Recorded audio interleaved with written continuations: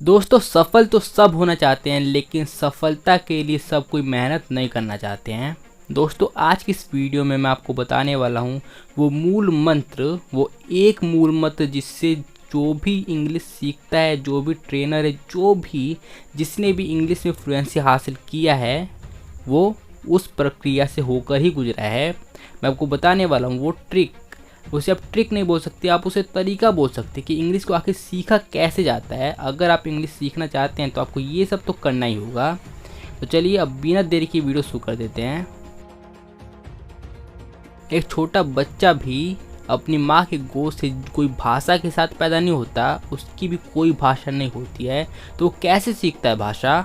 सुन सुन के। और ऐसे आपको भी करना है, बिना सुने आप भाषा नहीं सीख सकते हैं। आपने हिंदी कैसे सीखा? सुन सुन के। अगर आप कोई और विलेज में जाएंगे, कोई भी विलेज है जहाँ पे भोजपुरी बोली जाती है, जहाँ पे तेलुगु बोला जाता है, जहाँ पे गुजराती बोली जाती होगी, तो वहाँ पर भी आप सुन सुन के सीख जाओगे।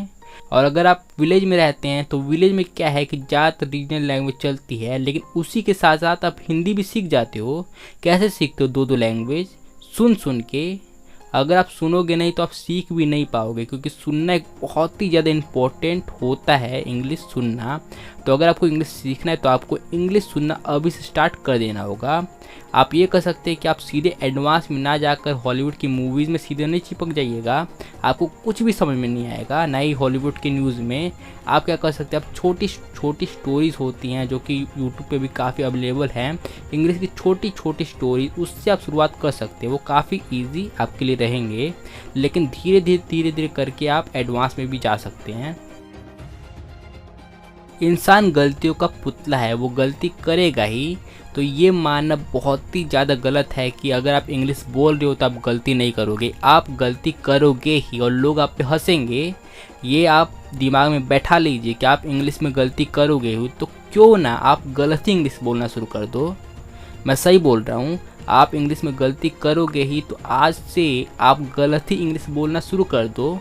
और आपको बिल्कुल कॉन्फिडेंटली गलत इंग्लिश आप बोल रहे हो तो कॉन्फिडेंटली बोलो कि वो सही लगे, क्योंकि इंग्लिश में कोई भी बिल्कुल करेक्टली इंग्लिश नहीं बोल सकता है। यहाँ तक कि जो अंग्रेज भी होते हैं, जो फॉरेन लैंग्वेज जिनकी नेटिव स्पीकर्स हैं, जो जिनकी लैंग्वेज ही इंग्लिश है, वो भी करेक्ट इंग्लिश नहीं बोल पाते हैं। बिल्कुल करेक्ट कोई नहीं बोल सकता है।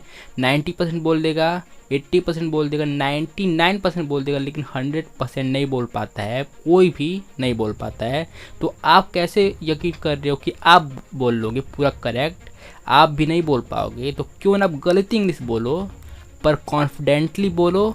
और आप क्या कर सकते हो कि आप अपने पूरे के पूरे घर में रिमाइंडर फिट कर सकते हो, जैसे कि कहीं पर भी दीवारों पर लिख सकते हो स्पीक इंग्लिश, कि आपको पूरा दिन इंग्लिश बोलना है। हाँ गलती बोलो, लेकिन आपको बोलना है, आपको मेहनत करनी है। अगर आप मेहनत करोगे ना तो आप पत्थर भी हिला सकते हो। जैसे दशरथ राज मांझी ने पत्थर काट डाला था, पूरे पहाड़ को काट डाला था एक सड़क बनाने के लिए। तो आप तो इंसान हो, आप कुछ भी कर सकते हो, बस आपको 100% फोकस डाल देना होगा।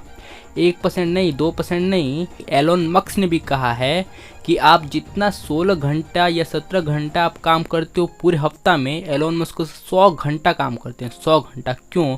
क्योंकि उन्हें पता है कि जितना एक आम इंसान 40 घंटा एक हफ्ते में काम करेगा, तो अगर वो 100 घंटा काम करेंगे तो वो 2 गुना आगे हमेशा रहेंगे उस आदमी से। तो इसलिए आपको ज़्यादा से ज़्यादा पूरा फुल 100% कॉन्सेंट्रेशन आपको इसी में लगा देना है, आपको इंग्लिश लर्निंग में लगा देना है। मैं इंग्लिश लर्निंग की बात नहीं कर रहा हूँ, कोई भी काम हो आप उसमें 100% लगा दोगे तो उसमें सफलता मिलनी ही मिलनी है। आपने इंग्लिश सुनना शुरू कर दिया, आपने इंग्लिश बोलना भी शुरू कर दिया। अब आपका क्या काम है? तो अब आपको रीडिंग करना है, आपको एक बुक डेली पढ़ना है, कुछ ना कुछ एक पेज तो आपको पढ़ना ही पढ़ना है डेली। आप पढ़ोगे तो आपको नए नए स्ट्रक्चर पता चलेंगे इंग्लिश के, और भी आपको बहुत सारा फ़ायदा होगा।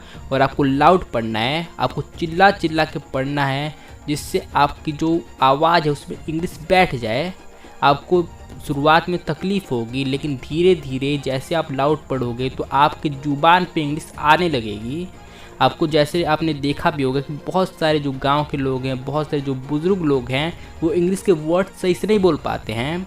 और बहुत सारे यंगस्टर्स को भी ये प्रॉब्लम आती है, वो वर्ड्स को सही से नहीं बोल पाते हैं। तो वही आप चिल्ला चिल्ला के पढ़ोगे ना तो आपके वर्ड्स जो आपकी जुबान पे बैठ जाएंगे। आप ऐसा नहीं चाहते हो ना कि आप गलत इंग्लिश पढ़ो, गलत प्रोनाउंसिएशन करो वर्ड्स की। तो अगर आप ऐसा नहीं चाहते हो तो आप रीडिंग करो, वो भी चिल्ला चिल्ला के तेज़ आवाज़ में रीडिंग करोगे तो आपको बहुत ही ज़्यादा बेनिफिट होगा। थिंकिंग बहुत ही ज़्यादा इम्पॉर्टेंट है। आप खुद सोच सकते हैं कि आप अपने दिमाग में सोचिए तो आप किस भाषा में सोचते हैं, मतलब किस भाषा में आप सोचते हैं। तो आपको दिमाग में यही आएगा कि हिंदी में।